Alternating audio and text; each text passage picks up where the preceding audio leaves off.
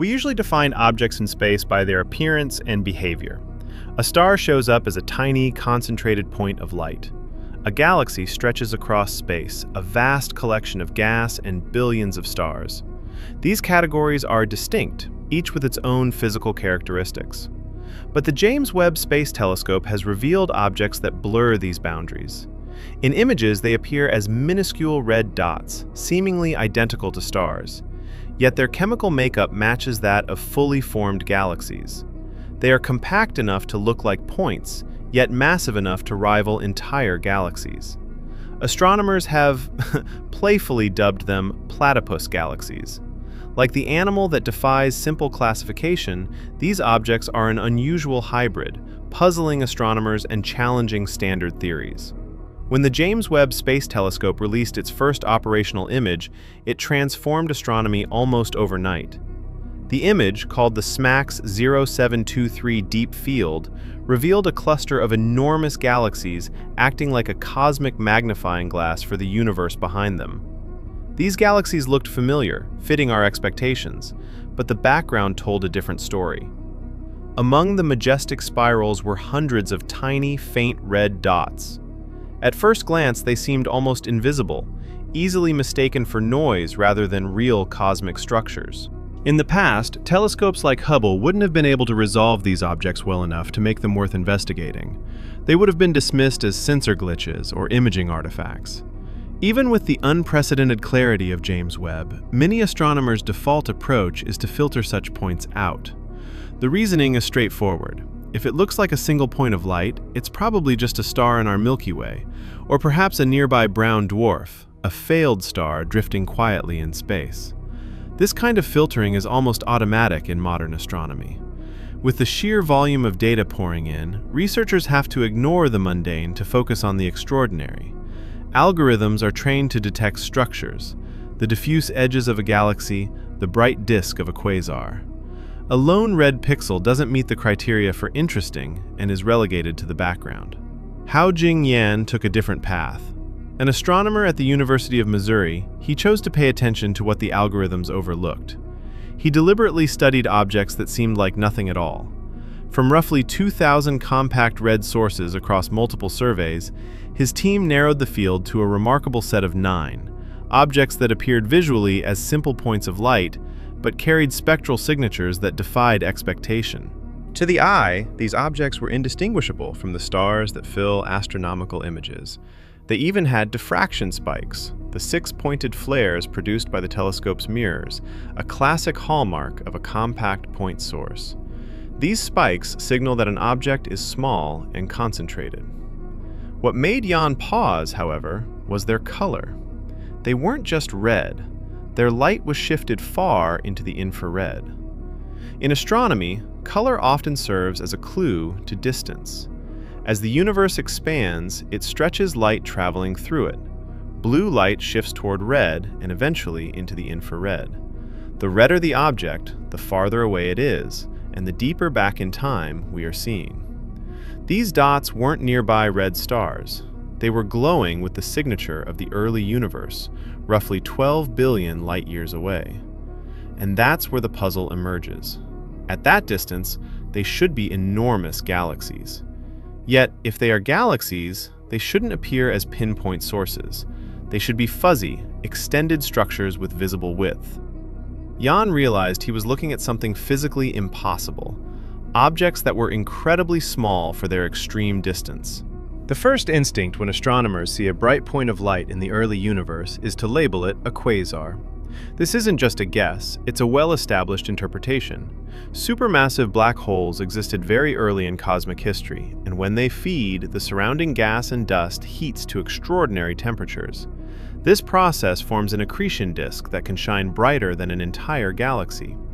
Because all that light comes from such a tiny region around the black hole, it appears as a single point to our telescopes. A compact red dot at extreme distance almost always signals a feeding black hole. To test this idea, scientists turned to spectroscopy, breaking the light from the dot into its component colors to reveal the elements present and how fast they're moving. This is where the black hole hypothesis usually passes or fails. The environment around a supermassive black hole is chaotic and violent. Gas swirls at a significant fraction of the speed of light, and this extreme motion alters the light we detect. Astronomers call the result broad emission lines, a Doppler effect on a cosmic scale. Just as the pitch of a siren drops as it moves away, light from gas racing outward is stretched toward red. Light from gas moving toward us shifts blue.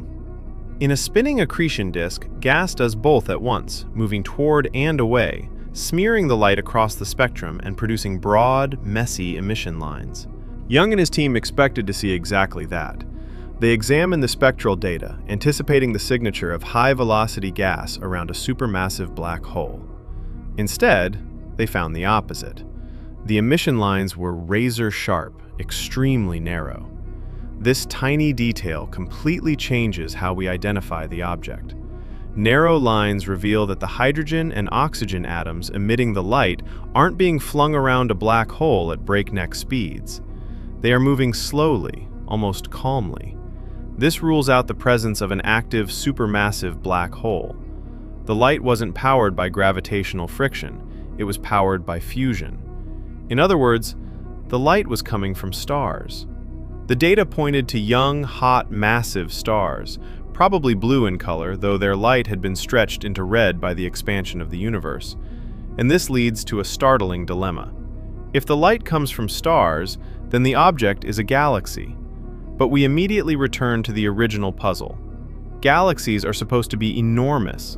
The Milky Way stretches 100,000 light-years across, and even small dwarf galaxies are typically thousands of light-years wide. Yet here was a galaxy that looked like a single point of light. The data revealed that these objects contained the mass of 1 billion suns, a staggering amount of stellar material. Yet all of it was packed into a radius of just a few dozen light-years. Imagine taking every star in a large galaxy and compressing them into a space smaller than a typical star cluster. The density is almost impossible to grasp. In our region of the Milky Way, stars are typically about 5 light-years apart. In these galaxies, the stars would be nearly touching. If you were on a planet inside one, the night sky wouldn't be black. It would be a blazing wall of light. This extreme density is why they appear as points to the telescope. They are galaxies compressed down to the size of a single star, defying our standard models of galaxy formation. Normally, galaxies begin as diffuse clouds of gas that gradually condense over time. There's no existing framework for how an object could start this small and dense without immediately collapsing into a black hole. Traditional astronomy relies on a specific narrative for how galaxies are born, known as the hierarchical model. In this picture, the early universe was filled with small, messy clumps of gas and dark matter. These clumps drifted, collided, and merged into slightly larger clumps.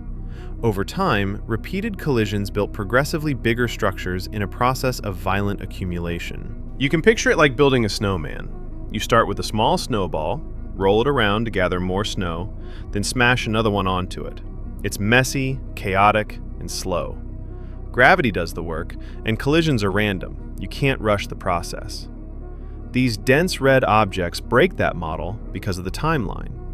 We see them as they existed roughly 600 million years after the Big Bang, a mere blink in cosmic history, effectively the dawn of the universe. The hierarchical model needs billions of years to transform small clumps into massive galaxies.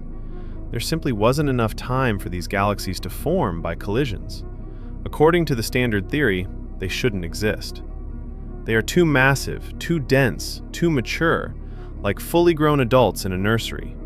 This forces astronomers to consider a different growth mechanism, quiet accretion, also known as cold mode accretion.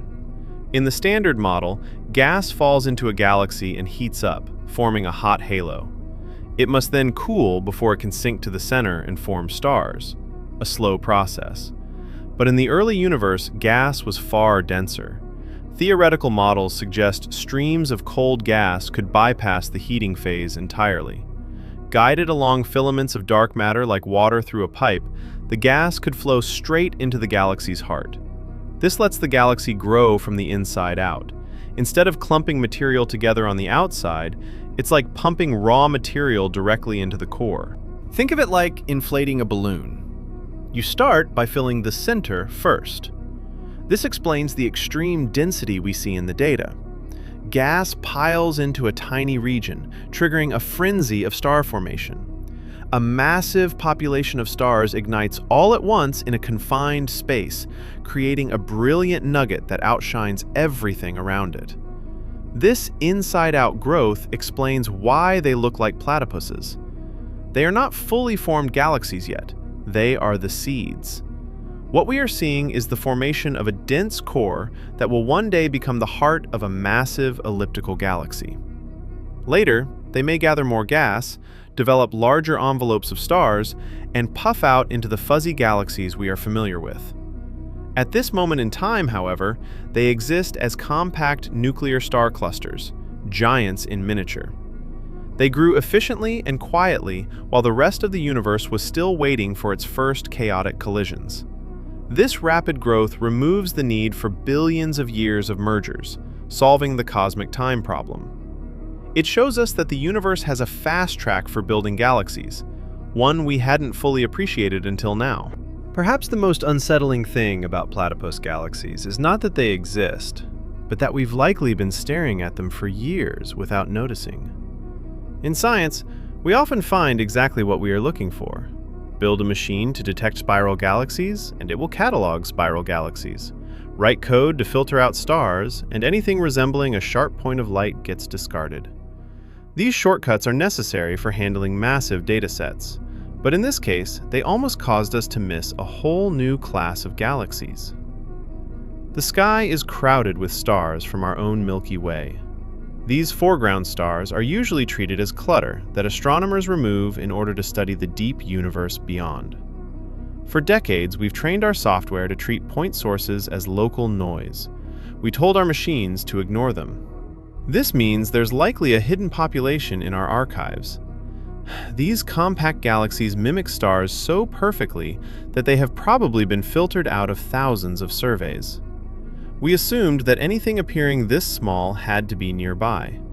We assumed a galaxy at the edge of the universe would look faint and fuzzy. By defining galaxies by their size, we blinded ourselves to galaxies defined by their density. We created a definition that excluded exactly the objects we were trying to find. The scale of this oversight is staggering, but James Webb gives us a glimpse. Hao Jingyan found 42 of these objects in a single deep field image, an area of sky roughly the size of a grain of sand held at arm's length. If there are 42 in that tiny sliver, it's reasonable to assume they are everywhere. Extrapolate across the entire celestial sphere, and the math suggests there could be millions of these compact galaxies scattered across the universe. These objects are not rare oddities. They might be among the most common types of structures in the early cosmos. This forces a rethink of the cosmic census. Before their discovery, we looked at the early universe and saw it as relatively empty. We counted the big, bright galaxies we could detect and assumed that was the full picture. Our timelines of cosmic evolution were built on that assumption. We thought the lights came on slowly. But if these compact galaxies are real, the early universe was far from empty. It was buzzing with activity, forming stars and galaxies far more efficiently than we realized.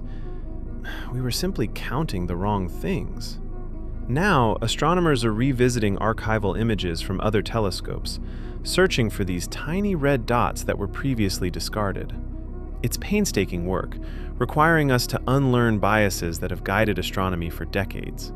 We can no longer assume that points of light are uninteresting. Every single dot must be treated as a potential galaxy until proven otherwise. The universe hid a massive population of objects simply by making them look ordinary. It's a humbling reminder that our definitions are human constructs. The cosmos doesn't care about our categories. It produces what physics allows. When something looks like a star but behaves like a galaxy, it's our definitions that need adjusting. The nickname platypus galaxy is perfect. It captures the very confusion these objects inspire. When European naturalists first saw a platypus pelt sent from Australia, they thought it was a hoax. They assumed a taxidermist had stitched a duck's bill onto a beaver's body. It didn't fit their ideas of what mammals should look like.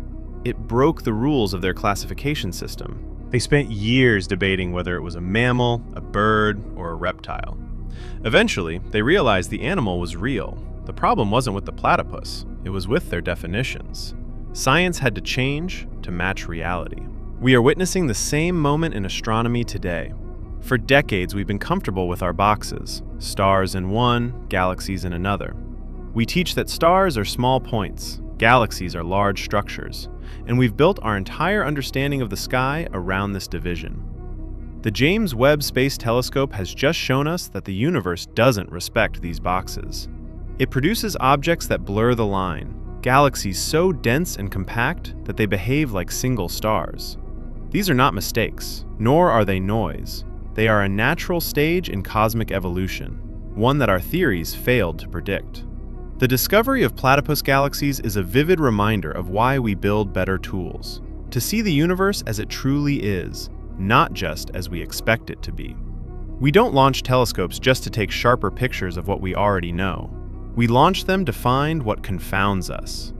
In science, the most exciting phrase isn't eureka, it's, huh, that's funny. That moment of confusion, when Haojing Yan looked at a tiny red dot and realized it didn't make sense, is where real discovery happens. If we only studied the things that fit our expectations, we'd never learn anything new. The early universe is far more complex than we imagined. It wasn't a dark, empty void slowly filling with structure. It was a busy, active environment where galaxies grew fast and quietly. There are likely millions of these dense seeds scattered across the cosmos, hidden in the deep black of space. They are waiting for us to notice them. We just have to stop filtering them out. Stop assuming we already know what a galaxy should look like. As we continue to explore this new era of astronomy, we will find more platypuses, more objects that defy our rules. That is the beauty of looking at the universe with open eyes. It keeps us humble and reminds us that our textbooks are always works in progress. The universe owes us nothing. It simply exists, vast, strange, and full of tiny red dots with stories to tell, if only we are willing to listen.